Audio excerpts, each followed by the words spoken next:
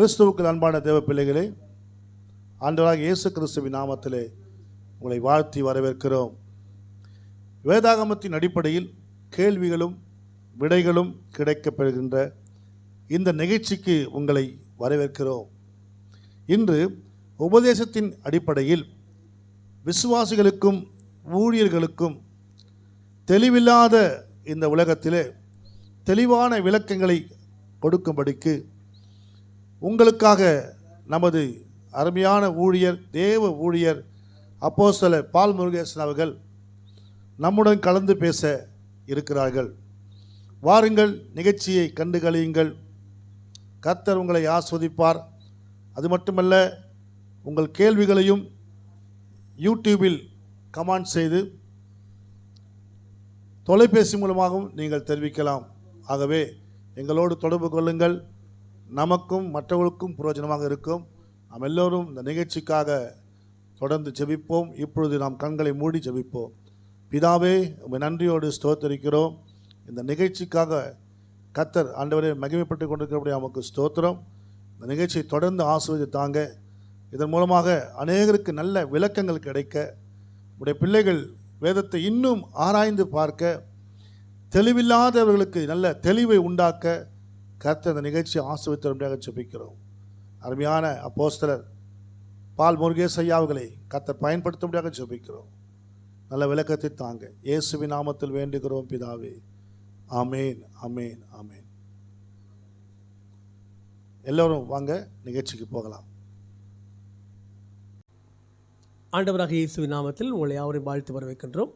நமது மத்தியிலே அப்போஸ்தலர் பால் முருகேசன் ஐயா அவர்கள் இங்கே இருக்கிறார். அவரிடத்திலே பல கேள்விகளை கேட்டு உங்களுக்கு தெளிவை உண்டாக்க நான் இங்கே வந்திருக்கின்றேன். என்னுடைய பெயர் பால் தாமஸ். ஐயா தோத்திரம், ரொம்ப சந்தோஷம். உங்களை நாங்கள் இப்பொழுது இந்த கேள்வி பதில் நிகழ்ச்சியிலே சந்திப்பது மிகுந்த மகிழ்ச்சி. உங்களுடைய பெயர் என்ன, உங்களுடைய ஊழியம் என்ன, உங்களுடைய பூர்வீகம் என்ன என்று சுருக்கமாக நீங்கள் சொன்னால் நல்லதாக இருக்கும். என்னுடைய பெயர் பால் முருகேஷ். அந்த பால் ஞானஸ்தான பேர், முருகேஷ் எங்களுடைய பூர்வீக பேர். அந்த முருகேசன் சொன்னாலே இந்திலிருந்து ரட்சிக்கப்பட்டதாக சொல்லாமையே தெரியக்கூடிய அளவில் இருக்குது. ஆனாலும் எந்த ஏனோ எந்த பின்னணின்னு சொல்லும்போது வீரபாண்டி கட்டபொம்மை வம்சத்திலிருந்து கம்பளத்து நாய்க்குமார்கள்னு சொல்லப்படுகிற ஜக்கம்மா என்ற தெய்வத்தை வழிபட்டு அந்த பெண் தெய்வத்தினுடைய பெயரை சொல்லி அருள்வாக்கு சொல்லுகிற, குறி சொல்லுகிற ஒரு இனத்திலிருந்து ஆண்டவராகிய இயேசுவை சொந்த இரட்சகராக அடியேன் ஏற்றுக்கொண்டு ஏறக்குறைய ஒரு 40 ஆண்டு காலமாக முழு நேரமாக தேவ ஊழியத்தை செய்து வருகிறேன். வெள்ளைக்காரன் கட்டபொம்மனை கயத்தாரில் தூக்கில் போட்டதுனால நாங்கள் அதிலிருந்து தப்பிச்சு ஓடி மதுரை பட்டணத்துக்கு இங்கே செட்டில் ஆகிட்டோம். அதிலிருந்து இயேசுனாலே வெள்ளைக்காரன் சாமி, வெள்ளைக்காரன் சொன்னாலே இயேசு அவங்க ஆளுன்னு சொல்லி ஒரு தப்பான புரிதல் இன்றைக்கி எல்லாருக்கும் இருக்கிற மாதிரி எங்களுக்கும் இருக்குது, எங்கள் இனத்தில் இருக்குது, எனக்கும் இருந்தது. அந்த வகையில் இயேசுவை குற்றம் கண்டுபிடிக்கத்தான் இயேசுவின் வாழ்க்கை வரலாறை படித்து அவரை குற்றம் கண்டுபிடிக்கணும், வையணும், திட்டணும், அவரை குறை சொல்லணும் என்ற நோக்கத்தில் தான் அப்படி வாழ்க்கை வரலாறை படிக்க நான் ஆரம்பித்தேன். புதிய ஏற்பாடுன்னு சொன்னாங்க.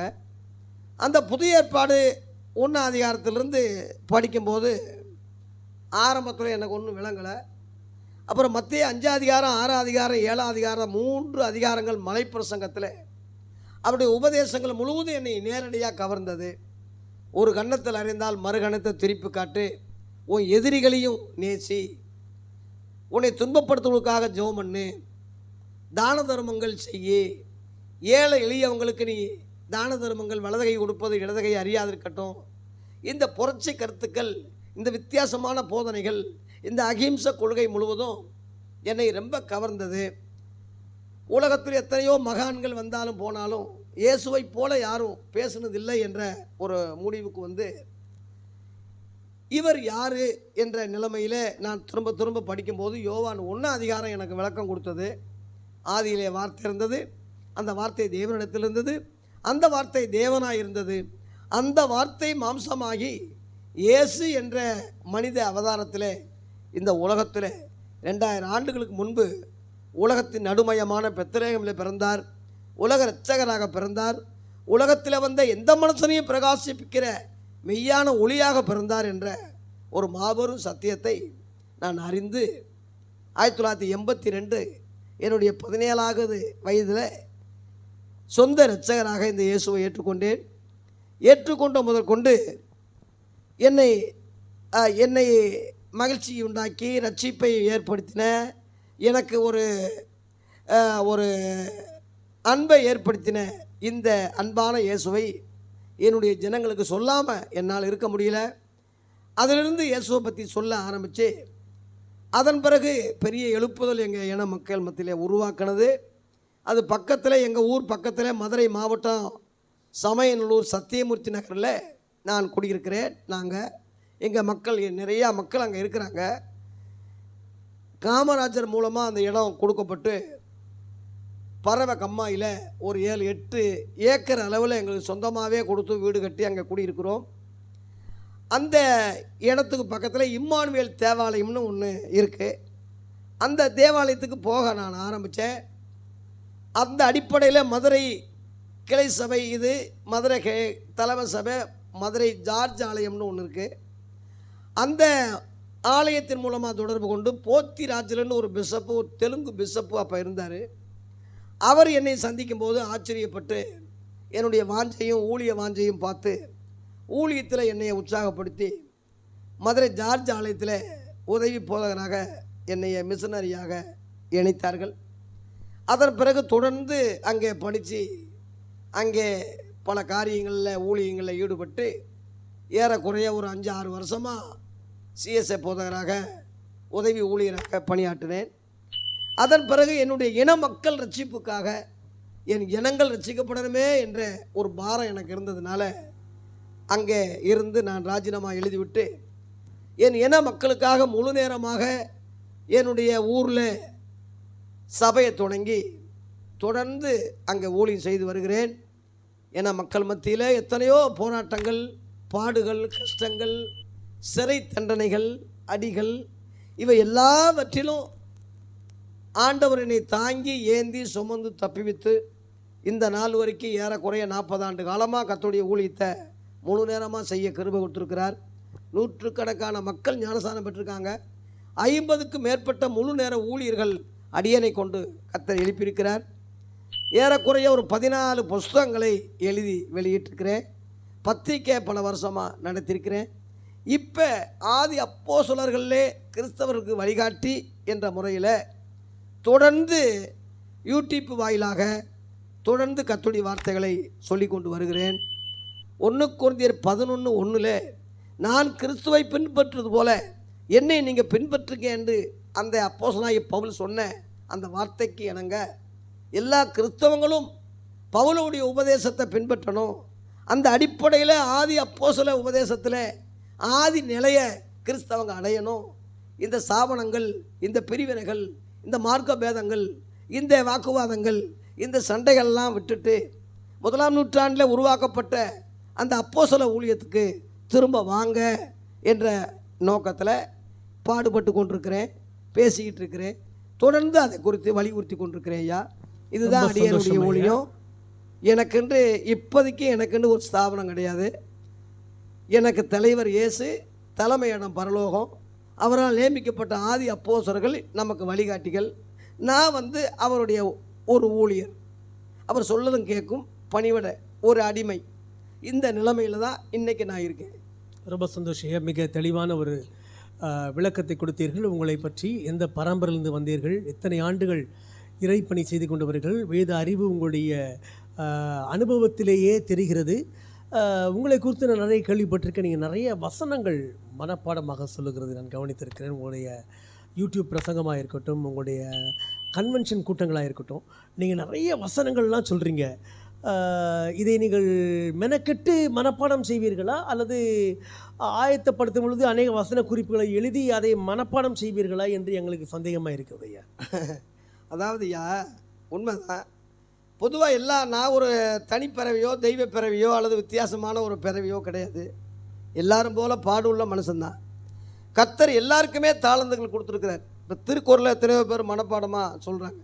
வீரபாண்டி கட்டபொம்மன் வசனத்தை மனப்பாடமாக சிவாஜி கணேசன் ஒப்பிச்சு அதை வச்சு ஒரு பேர் உண்டாக்கி இப்படி ஏகப்பட்ட பேர் இருக்கிறாங்க.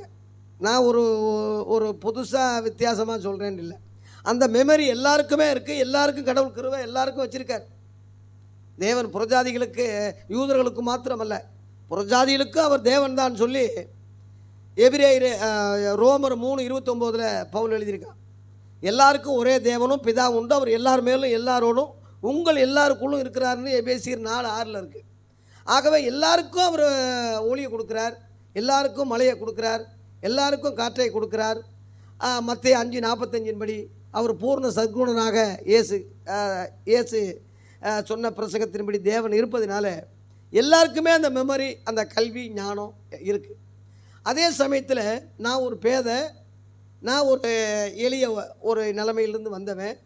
எனக்குன்னு ஒரு விசேஷ ஞானமோ அறிவோ படிப்போ அல்லது ஒரு நாலேஜோ மெமரியோ கிடையாது. இந்த வேத வசனத்தை ஆரம்பத்தில் நான் கேட்டது, ஆண்டவரே உம்முடைய சத்தியத்தை எனக்கு வெளிப்படுத்துங்க, நான் ஒரு சிறு பிள்ளையாக இருக்கேன், நான் எனக்கு பேச அறியேன், நான் எப்படி ஊழியம் செய்ய முடியும், எனக்கு ஒன்றும் தெரியாத ஆண்டவரேன்னு சொல்லி உபவாசித்து நான் ஜெபிக்கும்போது என்னுடைய ஆலயத்தில் நான் தேவ சமூகத்தில் நான் ஆண்டவர்கிட்ட கேட்டேன். கேட்கும்போது எரேமியா 1:5-10 வரை எழுந்து படின்னு சொல்லி ஒரு சத்தம் எனக்கு ஒரு ஆள் பேசுகிற மாதிரி தோணிச்சது ஆரம்ப நாட்களில். அது எனக்கு புரியல, எரேமியா எங்கே இருக்குன்னே தெரியாது. ஆகவே தட்டு தடி மாறி எரேமியா கண்டுபிடிச்சி 1:5 நான் படிக்கும்போது நான் என்ன கேள்வி கேட்டனோ அதுவே பதிலாக ஆண்டவர் என்னோட விளக்கம் சொல்கிற மாதிரி அந்த வசனம் வருது. நீ சிறுபிள்ளைன்னு சொல்லாத, தாயின் வயிற்றில் இருக்கும் உருவாக முன்பதாக உன்னை பேர் சொல்லி அழைத்தேன், தீர்க்கதரிசியாக உன்னை கட்டளையிட்டேன், என் வார்த்தைகளை உன் வாயில் வைக்கிறேன், நீ அந்த வார்த்தைகளை அது இடிக்கவும் கட்டவும் இடிக்கவும் இன்றைய தினத்தில் உனக்கு சாட்சியாக வச்சுருக்கிறேன், நீ ஒருவனுக்கும் பயப்படாத, நான் உன்னுடனே கூட இருக்கிறேன், நீ தைரியமாக பேசு, உன்னை அனுப்புகிற எல்லாரிடத்துலையும் சத்தியத்தை சொல்லுன்னு சொல்லி அந்த வாக்கியங்கள் வருது. அந்த வாக்கியங்கள் கர்த்தரே எனக்கு நான் கேட்ட கேள்விக்கு விளக்கமாக சொல்கிறாருன்னு நம்பி விசுவாசித்து தொடர்ந்து அதன் பிறகு தான் ஊழியத்துக்கு முழு நேரமாக இறங்கினது. அதன் பிறகு தொடர்ந்து பேசிக்கிட்டு இருக்கிறேன், தொடர்ந்து நடத்திக்கிட்டு இருக்கிறேன். கொஞ்ச நாளைக்கு, அதாவது 2000 ஆண்டுலேருந்து நீங்கள் சொன்ன மாதிரி மடை திறந்த வெள்ளம் போல் ஒரு தலைப்பை பேசும்போது தொடர்ந்து அதுக்குரிய வசனங்கள் அப்படியே வந்துக்கிட்டு இருக்கும். இப்போ செல்ஃபோனில் நீங்கள் என்ன பாட்டு கேட்குறீங்களோ அதுக்கு தக்க பாடலாக வந்துக்கிட்டு இருக்கும், செட் பண்ணி வச்சுருக்கான். அந்த மாதிரி நான் எந்த தலைப்பில் பேசுகிறேனோ அதுக்கு தக்க கரெக்டாக கம்ப்யூட்டரில் அடிக்கிற மாதிரி ஆவியானவர் என்னை வசனங்களை நினைப்பூட்டுவார்ன்னு இருக்குல்ல, அந்த நினைப்பூட்டுதான் எனக்கு கரெக்டாக அப்படியே வந்துக்கிட்டு இருக்கு. அது என்னால் உண்டானதல்ல. அதுக்கு நீங்கள் படிச்சிருக்கணும், நிறைய படித்ததை மறந்துருக்கலாம். தேவன் அதை ஞாபகப்படுத்துகிறேன். பரிசுத்த ஆவியார் நினைப்பூட்டுவார்ன்னு இருக்கேன். ஆமாம், நான் சொன்னவைகளை உங்களுக்கு நினைப்பூட்டுவார்ன்னு இருக்கேன். படித்தது இப்போ ஏறக்குறைய ஒரு 100 முறை படிச்சிருக்கேன். ஆதி ஆகமத்திலேருந்து வெளிப்படுத்தின விசேஷம் வரைக்கும் குறைஞ்சது ஒரு 100 தடவை படிச்சிருக்கேன். என்னது அதுக்கு பிறகு என்னது எத்தனை தெரியும். ஆகவே அந்த படித்ததை இன்றைக்கி 5 முறை படித்ததே பெருசாக பேசிகிட்டு இருக்காங்க. நீங்கள் ரொம்ப சரி, அது ஒரு இது இல்லை. என்ன எத்தனையோ பேர் ஆயிரக்கணக்கில் படிக்கிறவங்களாம் இருக்கிறாங்க. அதை ஆவியானவர் எனக்கு நினைப்பூட்டுறார். அந்த நேரத்தில் என்னென்ன வசனம், என்னென்னது, என்னென்ன காரியம் நினைப்பூட்டுறார். அந்த நினைப்பூட்டுதல் அடிப்படையில் நான் அந்த பதிலையும் வசனங்களையும் சொல்கிறேனே தவிர மற்றபடி நான் ஒரு இதை வசனத்தை போதிக்கும் வரம் என்று 1 Corinthians 12 அது ஒரு வரமாகவே சபை கொடுத்துருக்கிறார். அந்த வரம் என்னிலே செயல்படலாம். ஆவியானவர் எனக்கு நினைப்பூட்டுறார். இப்படி தான். மற்றபடி என்னை நானே பெருமை பாராட்டுறதுக்கு ஒன்றும் இல்லை. இல்லையா, நீங்கள் சொன்ன விஷயத்தில் நான் ஒரு விஷயம் புரிஞ்சுட்டேன். வேதத்தை நாம் சொன்னீங்க பாருங்கள், 100 முறை படிச்சிருக்கேன், அதுக்கு மேலே அளவு இல்லை, நான் கணக்கு வைக்கல. ஸோ இந்த 40 வருட ஊழிய அனுபவ காலங்களிலே ஒரு இறை மனிதர் 100 முறைக்கு மேலே வேதத்தை படிக்கிறதுனுடைய விளைவு தான் ஆவியானவர் என்னோட கூட இடைப்பட்டு நீ படித்ததெல்லாம் உனக்கு ஞாபகப்படுத்த, நீ கவலைப்படாதுன்னு சொல்லி உங்களுக்கு அநேக வசனங்களை கொடுக்குறார். ஐயா, ஒரே ஒரு கேள்வி உங்களுக்கு முன்பதாக வைத்து இந்த முதல் சுற்று நிகழ்ச்சியை நான் நிறைவு செய்ய விரும்புகிறேன். அது இன்றைய கிறிஸ்தவ உலகத்தில் மிக அடிப்படையான ஒரு கேள்வி. இயேசு கிறிஸ்து 6 நாள் வேலை செய்து உருவாக்கி 7வது நாள் ஓய்ந்திருந்தார். இன்றைக்கு கிறிஸ்தவ உலகத்தில் 7 நாள் வேலை செய்யக்கூடிய விசுவாசிகள் இருக்கிறாங்க. கேட்டால் பாஸ்டர் சொல்கிறாங்க, பாஸ்டர் எனக்கு வேலை இல்லை, எனக்கு ஜெபம் பண்ணணுன்னே வேலை கொடுத்தோடனே திடீர்னு சொல்கிறாங்க, ஐயா கோயிலுக்கு வர முடியல, ஞாயிற்றுக்கிழமை வேலை வச்சுட்டாங்க. ஆக 6 நாள் வேலை செய்து 7வது நாள் ஓய்ந்திருந்த கர்த்தருடைய அந்த பணியில் இன்றைக்கு 7வது நாளும் வேலை செய்து கொண்டிருக்கக்கூடிய விசுவாசிகள் தான் இன்றைக்கி நிறைய பேர் இருக்கிறாங்க. அப்படிப்பட்ட விசுவாசிகளுக்கு உங்களுடைய பதில் என்ன? 2வது, 7வது நாள் கொள்கைக்காரர்கள் என்று ஒரு பெரிய கேள்வி இருக்குது. சனிக்கிழமை தான் கடவுளை ஆராதிக்கணும், சனிக்கிழமை தான் கோயிலுக்கு போகணும், ஞாயிற்றுக்கிழமை வாரத்துடைய முதல் நாள், அன்றைக்கி நம்ம வேலையை செய்யணும் அப்படின்னு சொல்லி பிரித்து ஒரு சாரார் பேசிகிட்டு இருக்க சமயத்தில் கிறிஸ்தவ உலகத்தில் தேவன் உயிர்த்தெழுந்த முதல் நாள் தான் மிக முக்கியமாக கருதிட்டு இருக்காங்க. இதை குறித்து உங்களுடைய அடிப்படை பதிலை ஒரு 5 நிமிடத்தில் நீங்கள் சுருக்கமாக சொன்னால் நல்லது என்று நினைக்கிறேன் ஐயா. தேவனுக்கு மகிமுண்டாகட்டும். ஆதியாகமம் 1ஆம் அதிகாரத்தில் நாட்களை கர்த்தர் படைக்கும் போது எல்லா நாட்களையும் நல்லதுன்னு கண்டார், நல்லதுன்னு கண்டார், நல்லதுன்னு கண்டார் தான் சொல்லியிருக்கே தவிர எந்த நாளும் கெட்ட நாள்னு எதையும் சொல்லலை. ஆதியாகமம் 2ஆம் அதிகாரத்தில் 7ஆம் நாளில் அவர் ஓய்ந்திருந்தார், அந்த 7ஆம் நாளை ஆசீர்வதித்தார், பூரித்தார், அந்த நாளில் ஓய்வெடுத்தார், ஓய்ந்திருந்தார் என்றே சொல்லப்பட்டிருக்கு. இந்த அடிப்படையில் யாத்திராகமம் 20ஆம் அதிகாரத்திலே இஸ்ரேல் ஜனங்களுக்கு மோசே அது கட்டளையாகவே கொடுத்து 4ஆம் கட்டளையாக 7ஆம் நாளில் முக்கியப்படுத்தி எந்த வேலையும் செய்யாதீங்க, எந்த சமையலும் பண்ணாதீங்க, அந்த நாள் வந்து ரொம்ப பயங்கரமாக கடைப்பிடிக்கணும்னு சொல்லி ஐதீகமாக இஸ்ரேல் ஜனங்களுக்கு சொல்லப்பட்டது, முழு உலகத்துக்கு சொல்லலை. இஸ்ரேல் ஜனங்க வந்து ஒரு குறிப்பிட்ட ஒரு கூட்டம்தான், நியாயப்பிரமாணம் இல்லாத புறஜாதிகள்னு சொல்லி ரோமர் 2:14 இருக்குது.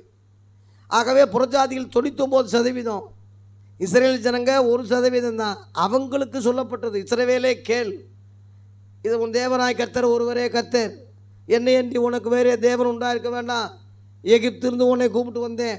அவங்களுக்குத்தான் அந்த 10 கட்டளைகள் கொடுக்கப்பட்டது. அதில் முக்கியமாக 4ஆம் கட்டளை ஓய்வுனால் முக்கியப்படுத்தினாங்க. அது எல்லாமே எழுத்தின்படி சொல்லப்பட்டாலும் அதனுடைய உண்மை ஆவிக்குரிய உண்மை. இயேசு கிறிஸ்துடைய காலத்திலும் இயேசு கிறிஸ்து காலம் வரைக்கும் வேதபாரகர்கள் பரிசேயர்கள் அதை தான் மிகைப்படுத்தினாங்க. அதான் மிகப்படுத்தினாங்க. அவங்கெல்லாம் மோசையினுடைய சீசர்கள் தானே. அந்த அடிப்படையில் அவங்க நியாயப்பிரமாணத்தை, மோசையின் ஆகமங்களை ஓய்வு நாள் தோறும் வாய்ச்சி இப்படி இருந்துக்கிட்டு இருக்கும்போது இயேசுவும் அந்த யூதராக இருப்பதனால ஓய்வு நாள் தோறும் இவரும் ஜெபாலயத்துக்கு போனார். இவர் அந்த வேதத்தை படித்து கொடுத்தாரு. என்ன நினைக்கிறாருன்னா, அவர் அந்த மோசையின் காலத்தில் எழுதப்பட்ட அந்த எழுத்தின்படி உள்ள அந்த அடிப்படையில் இயேசு ஆலயத்திற்கு போயிருக்க மாட்டார் எனக்கு தோணுது. அதை குறித்து உங்களுடைய பதில் என்னையா? அதாவது 30 வயசுக்கு மேலே தான் அவர் முழு நேர ஊழியத்துக்கு வர்றாருயா. 30 வயசுக்கு முன்னாடி மாம்சத்துக்குட்பட்ட மோசை பிரமாணத்துக்கு உட்பட்ட அப்படி பிரமாணமே இல்லாவிட்டா இவர் வாழ்த்து அந்த இது புதிய காரியங்களை சொல்லி அதை வலியுறுத்துங்க, அதை நடத்துங்க, முடிங்க, அதை தொடங்குங்க, அதை செய்யுங்கன்னு இவர் சொல்கிறதுக்கு ரூல்ஸ் வராது. அதாவது மத்தேயு 5:17 நியாயப்பிரமாணத்தையாவது தீர்க்கதரிசியாவது அழிக்க வந்தேன்னு எண்ணாதீர்கள், அது நிறைவேற்றவே வந்தேன்னு சொல்கிறார். அப்போ நிறைவேற்றவே வந்தேன்னு சொல்லும் போது இவர் நிறைவேறாவிட்டா, ஓய்வு நாள் கை கொள்ளாவிட்டா, விருத்தி சேதனை இவர் பண்ணாவிட்டா இவர் நிறைவேற்றலேன்னு ஆயிரும்.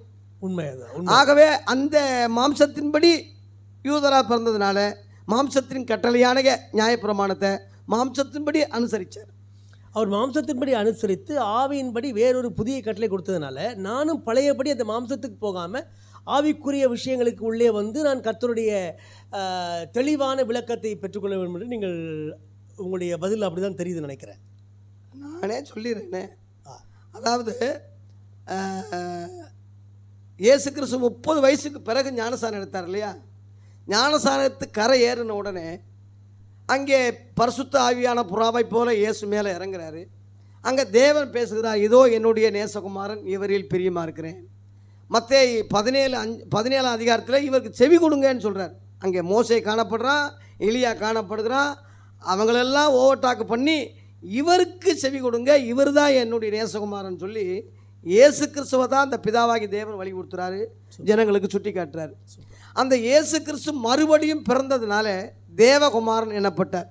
அதுக்கு முன்னாடி மனுஷகுமாரனால மாம்சத்துக்கு உட்பட்டதுனால அந்த ஓய்வினால தடங்காச்சாரம் அந்த காரியங்கள்லாம் இவர் வந்து நிறைவேற்ற வேண்டியதாக இருந்தது. இயேசு கிறிஸ்து மறுபடியும் பிறந்து தேவகுமாரன் என்று தேவனே சாட்சி கொடுத்ததுனால புதிய உடன்படிக்கை, புதிய கட்டளைகள், புதிய உபதேசங்களை செய்ய ஆரம்பிக்கிறார். மத்தேயு 5:6-7 மலை பிரசங்கம். அந்த பிரசங்கம் தொடங்கும் போதே பூர்வத்தாருக்கு மோசே சொன்னப்பட்டது, கண்ணுக்கு கண்ணு பல்லுக்கு பல்லு பூர்வத்தாருக்கு உரைக்கப்பட்டது கேள்விப்பட்டிருக்கீங்க. நான் உங்களுக்கு சொல்லுகிறேன் என்று பிதாவினிடத்தில் கேட்ட உபதேசங்களையும் கட்டளைகளையும் புதுசாக புதிய வகையில் அங்கே அமுல்படுத்துகிறார். ஆகவே சிலுவையில் எல்லாம் முடிந்ததுன்னு சொல்லி பழைய ஏற்பாடு கட்டளைகள் எல்லாம் முடிச்சுட்டு உயிர்த்தெழுந்த பிறகு புதிது ஜீவனமான ஒரு மார்க்கத்தை நமக்கு உண்டாக்கினார் என்று எபிரேயர் 10:19 சொல்லப்பட்டிருக்கு. புதிய உடன்படிக்கைன்னு சொல்லும் போது முந்தினதை பழமையாக்கினார்னு எபிரேயர் 8:13 சொல்லப்பட்டிருக்கு. இந்த புது உடன்படிக்கை இயேசுவின் சொந்த ரத்தம், பழைய உடன்படிக்கை மிருகங்களுடைய ரத்தம். அது எழுத்துக்குரிய ஊழியம், இயேசு தொடங்கினது ஆவிக்குரிய ஊழியம். அது லேவி ஊழியம், இது அப்போஸ்தல ஊழியம். ஆகவே அந்த ஊழியம் வேறு, அந்த உபதேசம் வேறு, இந்த ஊழியம் வேறு, இந்த உபதேசம் இயேசுக்கு தொடங்கின காரியம் வேறு. இந்த ரெண்டுக்குள்ள வேறுபாடுகளை புரியணும். 7ஆம் நாள் ஆவிக்குரியபடி 1000 ஆண்டு அரசாட்சி. இயேசுக்கு முன்னாடி 4000 வருஷம் 4 நாள், இயேசுக்கு பிற்பாடி 2000 வருஷம் 2 நாள், 6 நாள் 6 நாள் 6000 வருஷம். 7ஆம் நாள் ஓய்வு நாள், ஒரு வருஷம் ஒரு நாள் இருக்குது. அதான் 1000 ஆண்டு அரசாட்சி. இயேசு கிறிஸ்துடைய 2ஆம் வருகைக்கு பிற்பாடு இதே பூமியில் அது நடக்கும். அதை பற்றி விரிவாக சொல்ல டைம் இல்லை. அடுத்த நிகழ்ச்சி நம்ம சந்திப்போம். அதனால 1000 ஆண்டு அரசாட்சி தான் ஓய்வு நாளையா. மிகுந்த மகிழ்ச்சி. தெளிவான விளக்கங்களை நாம் கேட்டோம். இன்னும் சற்று எங்களோடு கூட பொறுத்திருங்கள், காத்திருங்கள். தெளிவான விளக்கங்களோடு மீண்டும் உங்களை சந்திக்க வருகிறேன். கர்த்தர் தாமே உங்களை ஆசீர்வதிப்பாராக. ஆமென். ஆமென். நன்றி.